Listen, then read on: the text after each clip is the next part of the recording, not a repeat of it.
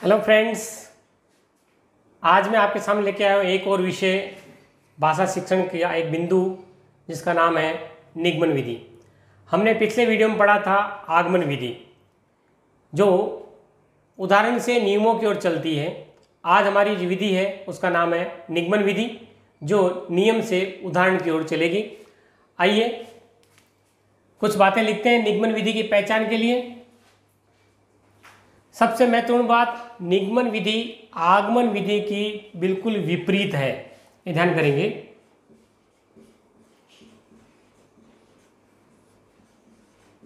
निगमन विधि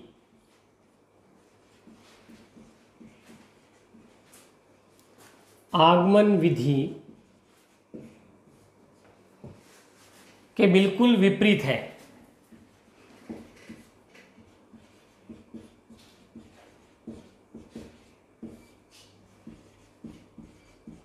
विपरीत यानी उल्टी है। आगमन विधि में हमने पढ़ा उदाहरण से हम नियमों की ओर चलते हैं। निगमन विधि में इसका ठीक विपरीत रहेगा, अर्थात हम नियम से उदाहरण की ओर चलेंगे। याद रख लेंगे, निगमन नियम याद रह जाएगा, आगमन उदाहरण। अगला बिंदु, ये जो विधि है उच्च कक्षाओं में अति उत्तम है।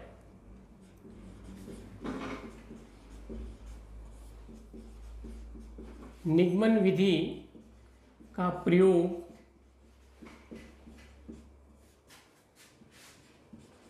उच्च कक्षाओं में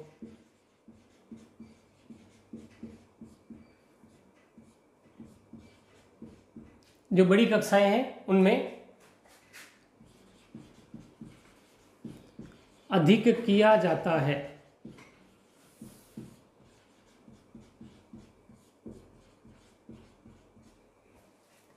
निगमन विधि का प्रयोग उच्च कक्षाओं में अधिक किया जाता है और आगमन विधि में हमने पढ़ा है आगमन विधि का प्रयोग छोटी कक्षाओं में होता है। निगमन विधि में बड़ी कक्षाओं में, उच्च कक्षाओं में इसका प्रयोग रहेगा। अगला बिंदु, इस विधि की धारणा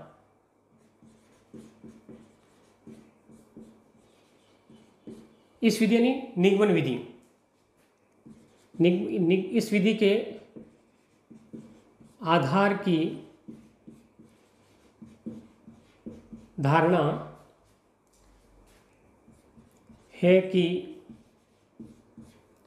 सत्य शाश्वत व अपरिवर्तनीय होता है।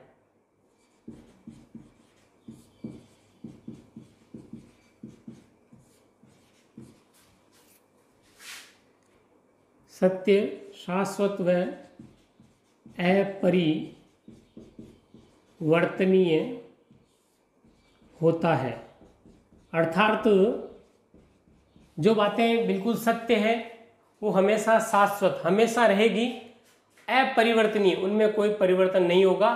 तो यहाँ से हमारा प्रश्न बनता है परीक्षा के लिए, किस विधि की धारणा है कि सत्य शाश्वत व अपरिवर्तनीय होता है? तो हमारा उत्तर होगा निगमन विधि की धारणा है कि सत्य शाश्वत व अपरिवर्तनीय होता है। निगमन विधि को कुछ अन्य नामों से भी हम जानते हैं या अन्य कुछ सूत्रों पर आधारित होती है, उनको भी हम देख लेते हैं। परीक्षाओं में प्रश्न पूछा भी गया है और आगे वाली परीक्षाओं में पूछा भी जाएगा। निगमन विधि, सबसे पहला, नियम से उदाहरण की ओर।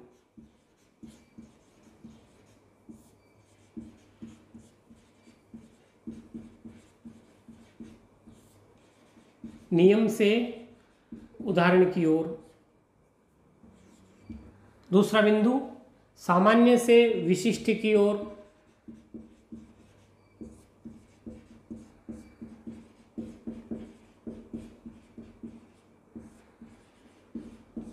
सामान्य से विशिष्ट की ओर।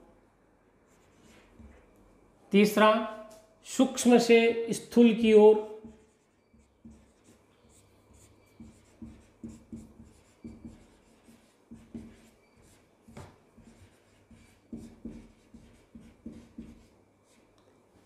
ये हमारे निगमन विधि के कुछ अन्य नाम हैं। नियम से उदाहरण की ओर चलती है, सामान्य से विशिष्ट की ओर चलती है, सूक्ष्म से स्थूल की ओर चलती है। और हमने पहले पिछले वीडियो में पढ़ा है आगमन विधि। आगमन विधि उदाहरण से नियम की ओर, विशिष्ट से सामान्य की ओर, स्थूल से सूक्ष्म की ओर। ध्यान करेंगे उदाहरण विधि जो हमने आगमन विधि पढ़ी है, आगमन विधि का ठीक विपरीत होता है निगमन विधि, बिल्कुल उल्टी विधि है निगमन विधि। आइए हम चलते हैं निगमन विधि के क्या गुण हैं उनकी ओर।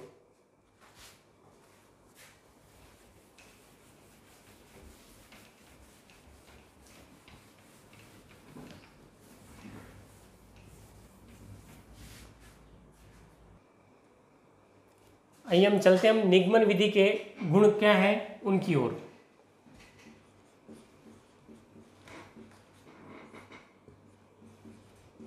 निगमन विधि के गुण,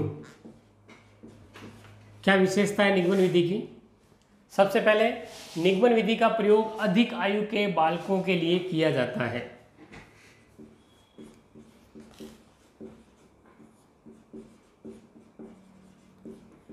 निगमन विधि का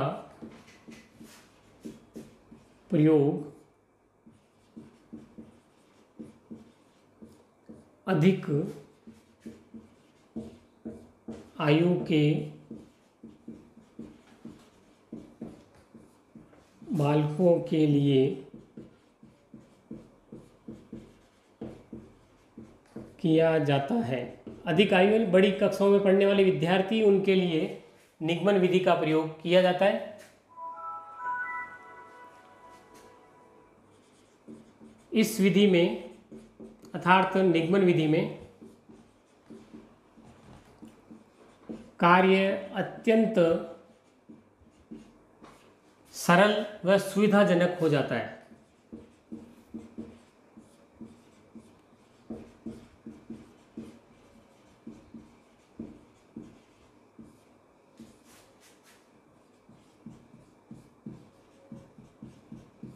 कारण ये है कि निगमन विधि में नियम पहले से बने रहते हैं, इसलिए कार्य करने में बालकों को सीखने में सरलता होती है। ये इसकी विशेषता है। अगला बिंदु,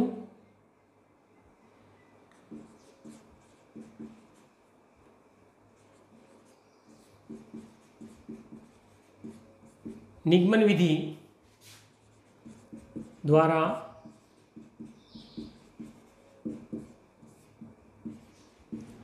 बालकों की स्मरण शक्ति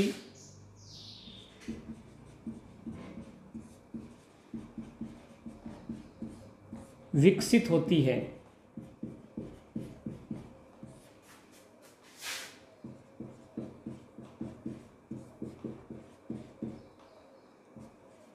क्योंकि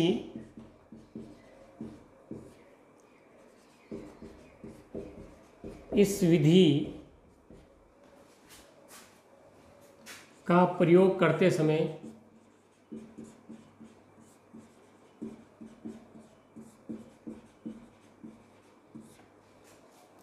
बालकों को अनेक सूत्र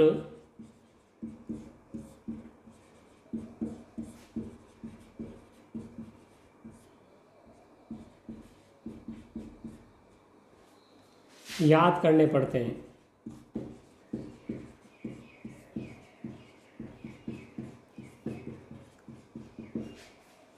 निगमन विधि बालकों की स्मरण शक्ति को भी तेज करती है। कारण क्या है उसका कि जब बालक निगमन विधि से अध्ययन करता है तो उस बालक को बहुत सारे सूत्र जो नियम हैं वो याद करने पड़ते हैं। उसकी जो मेमोरी है, उसकी स्मरण शक्ति है, वो ज़्यादा तेज होती है। निगमन विधि का अगला गुण,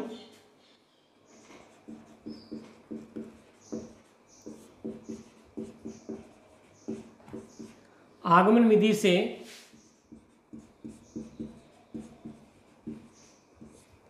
नियम और परिभाषाओं की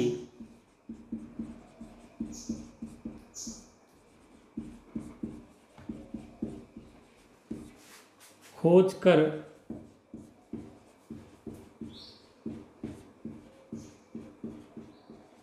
उसका पुष्टिकरण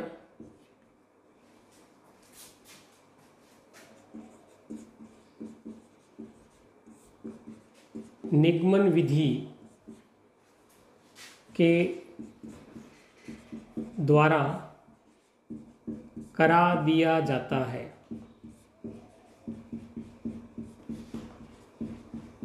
पिछले वीडियो में हमने आगमन विधि को समझा था।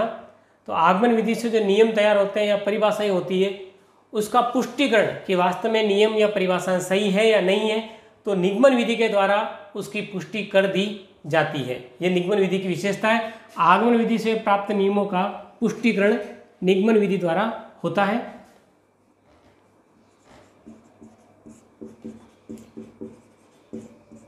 इस विधि में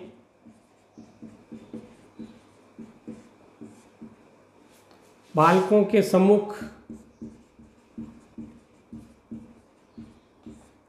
यानी ठीक सामने सूत्रों, नियमों तथा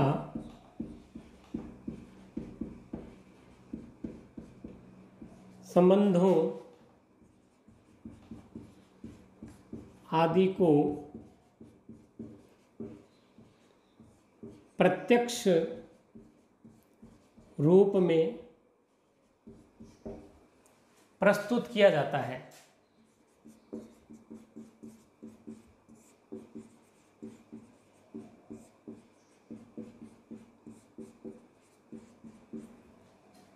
निगमन विधि में बालकों के सामने सूत्र, नियम या जो भी संबंध बताए जा रहे हैं उदाहरणों के आधार पर, ये उनके सामने स्पष्ट रूप से लिखे रहते हैं। संबंध है वो प्रत्यक्ष रूप से प्रस्तुत किया जाता है, जबकि आगमन विधि में सूत्रों और नियमों की खोज की जाती है।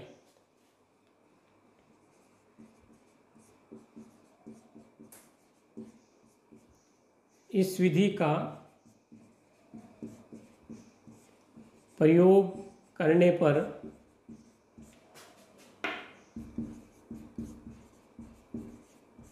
शिक्षक और शिक्षार्थी दोनों को कम परिश्रम करना पड़ता है।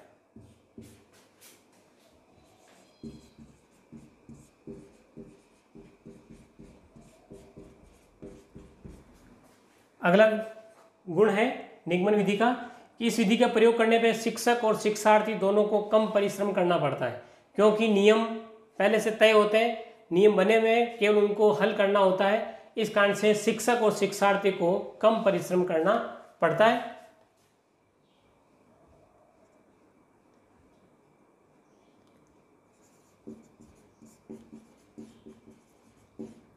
इस विधि से कम समय में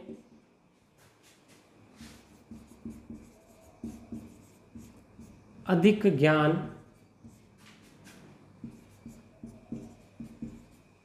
प्रदान किया जा सकता है,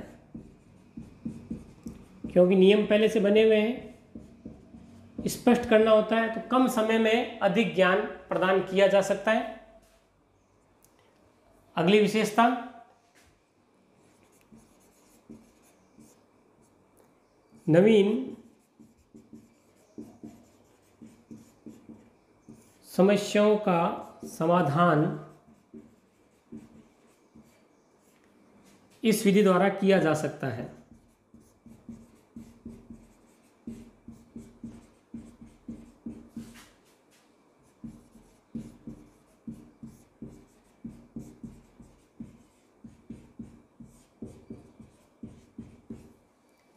नवीन समस्याएं नियमों के साथ आ गई है, तो नियम कैसे बने, तो इसका समाधान निगमन विधि के द्वारा संपन्न किया जाएगा।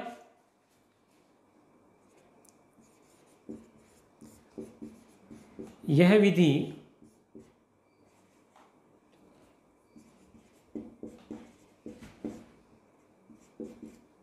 संक्षिप्त होने के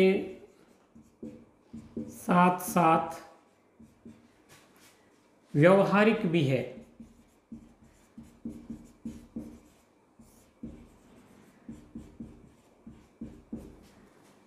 निगमन विधि के गुण हैं। वर्तमान में जो हमारी परीक्षाएं हो रही है उनमें सभी व्यवहारिक प्रश्न पूछे जाते हैं, जिसको हम अप्लाइड कहते हैं, अप्लाइड क्वेश्चन।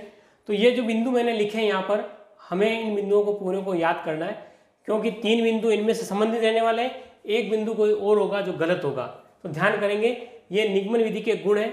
आप वीडियो को पॉज करके आराम से अपनी नोटबुक में इनको लिख सकेंगे, ताकि कोई सा भी बिंदु अगर आता है तो हम उत्तर दे पाएंगे। आइए अब हम चलते हैं निगमन विधि की सीमाएं क्या है, क्या उसके दोष हैं, उनकी ओर।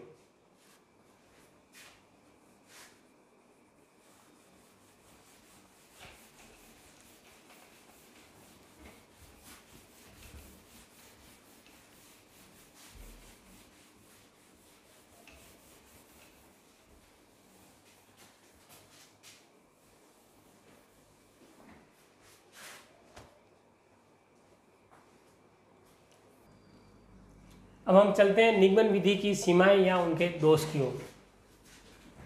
निगमन विधि की सीमाएं या उनकी जो कमियां हैं, दोष, क्या कमियां हैं निगमन विधि की, उसकी ओर हम चलते हैं। सबसे पहले, निगमन विधि में छात्रों को रटने की आदत पड़ जाती है।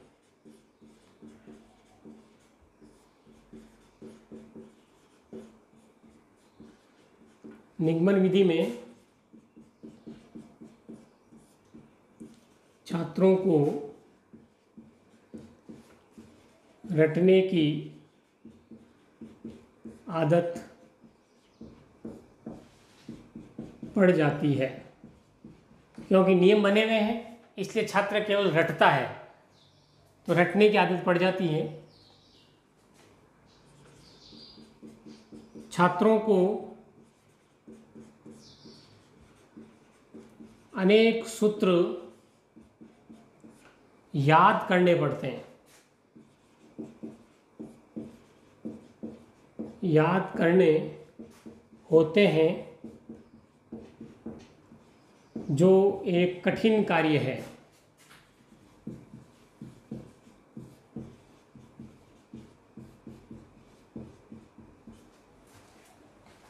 छात्रों को अनेक सूत्र, क्योंकि नियम बने हुए तो नियमों को याद करना पड़ेगा, तो बालकों के लिए एक बहुत बढ़िया कठिन कार्य हो जाता है।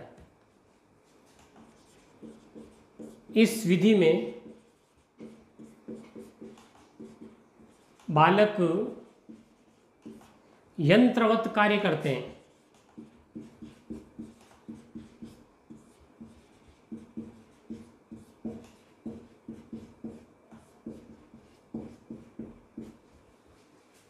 नियम पहले से बने हुए हैं, उन नियमों के आधार पर बालक को चलना होता है, इसलिए बालक मशीन की तरह, यंत्रवत, मशीन के समान कार्य करते हैं। जो नियम पहले से बन चुके हैं उनको देखना और उनके अनुसार चलना।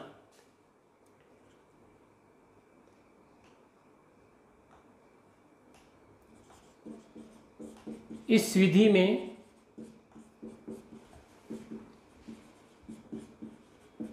क्रियाशीलता का सिद्धांत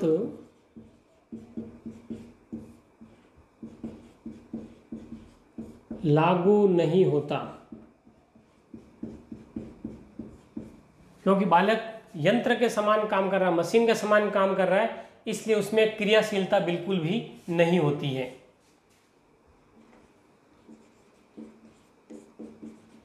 यह विधि नवीन ज्ञान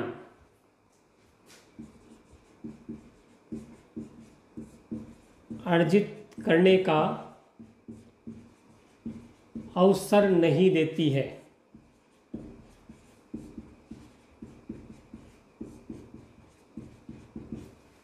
बालकों को नवीन ज्ञान अर्जित करने का अवसर नहीं देती, क्योंकि पहले से नियम बन चुके हैं, पहले से सूत्र बन चुके हैं, बस उनके आधार पर ही बालक को चलना होता है।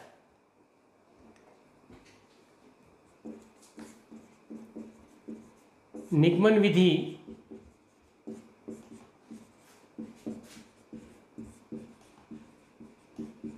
छोटी कक्षाओं के लिए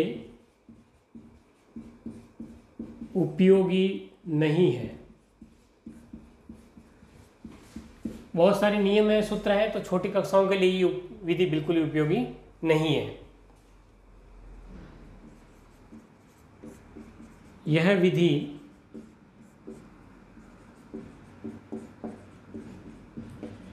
मनोवैज्ञानिक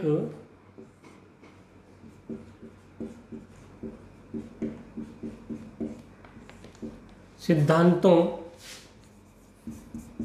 के विपरीत है।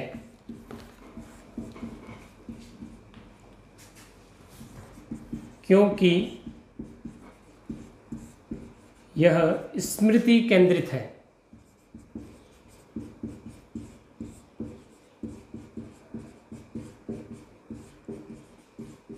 स्मृति केंद्रित विधि है।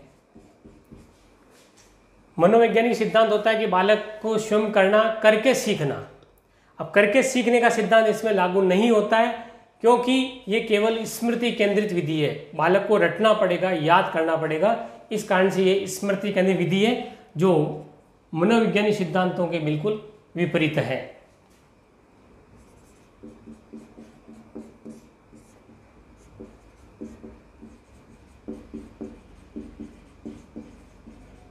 छात्रों में आत्मविश्वास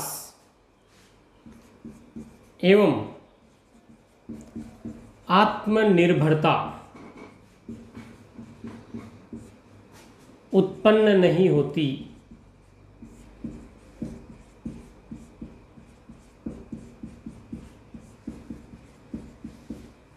छात्रों में आत्मविश्वास एवं आत्मनिर्भरता बिल्कुल भी पैदा नहीं होती। कारण क्या है? नियम बन चुके हैं, तो बालक ये सोचता है मेरे को सूत्र अगर मैंने गलत कर दिया तो मेरा प्रश्न गलत हो जाएगा। और स्वयं करके सीखने की जो आत्मनिर्भरता है वो भी इस निगमन विधि में उपलब्ध नहीं होती है, उत्पन्न नहीं होती है। इस विधि द्वारा अर्जित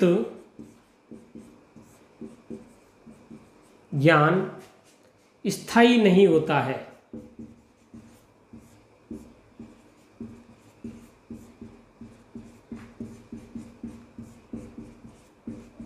कारण क्या है स्थायी नहीं होने का?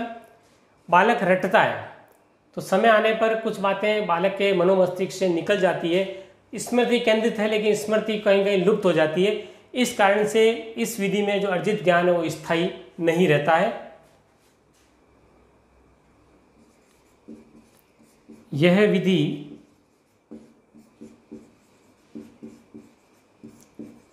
खोज करने की अपेक्षा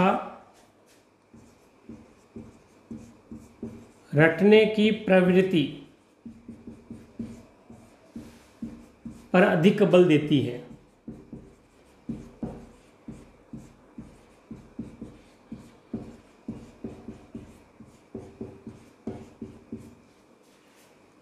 यह विधि खोज करना, नवीन वस्तुओं का खोज करना या अपने हाथ से करना, ये बिल्कुल भी काम नहीं होता है। केवल क्या होता है? रटना।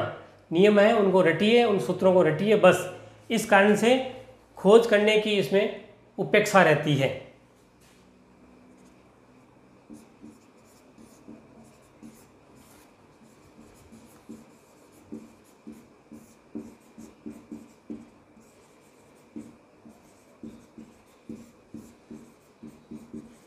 हिंदी सीखना प्रारंभ करने वालों के लिए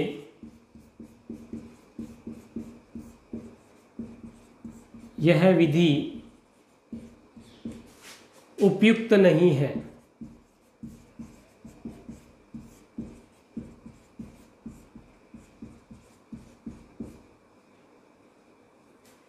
जो सबसे पहले हिंदी सीख रहे हैं तो उनके लिए यह बिल्कुल भी उपयुक्त नहीं है। विशेष ध्यान करेंगे, परीक्षाओं में प्रश्न पूछा जा चुका है। हिंदी सीखना प्रारंभ करने वालों के लिए निगमन विधि बिल्कुल भी उपयुक्त नहीं है, क्योंकि इसमें पहले से नियम बने हुए होते हैं और नए जो अभाषी हिंदी क्षेत्र के विद्यार्थी हैं उन्हें उन नियमों की जानकारी नहीं होती, कैसे नियम बने हैं। इस कारण से ये विधि बिल्कुल भी उपयुक्त नहीं है। इस प्रकार से हमने देखा कि निगमन विधि की कुछ सीमाएं हैं, कुछ उनमें कमियां भी हैं। प्रत्येक विधि में कुछ अच्छी बातें, गुण भी है, तो किसी में दोष भी है। यहाँ मैंने बहुत सारी सीमाएं लिखी है। आपको थोड़ा समय लगेगा, लेकिन सभी सीमाओं को या दोषों को अपनी नोटबुक में लिखना भी है, क्योंकि जो प्रश्न आता है वो बिंदुओं पर आधारित होता है, सीधा प्रश्न आजकल नहीं पूछा जाता है। तो इन बातों को अगर याद रखेंगे और इसमें से कोई प्रश्न पूछा जाता है तो आराम से हम उसका उत्तर लिख पाएंगे। आशा है आपको ये वीडियो पसंद आया होगा। कृपया लाइक और शेयर अवश्य करें। इस पूरे निगमन विधि की PDF आपको डिस्क्रिप्शन बॉक्स में लिंक दिया, वहाँ से प्राप्त हो सकती है। और जो पीछे जितनी भी हमने विधियाँ की है उन विधियों का लिंक भी डिस्क्रिप्शन बॉक्स में दिया गया है, वहाँ से आप उनको देख सकते हैं। धन्यवाद।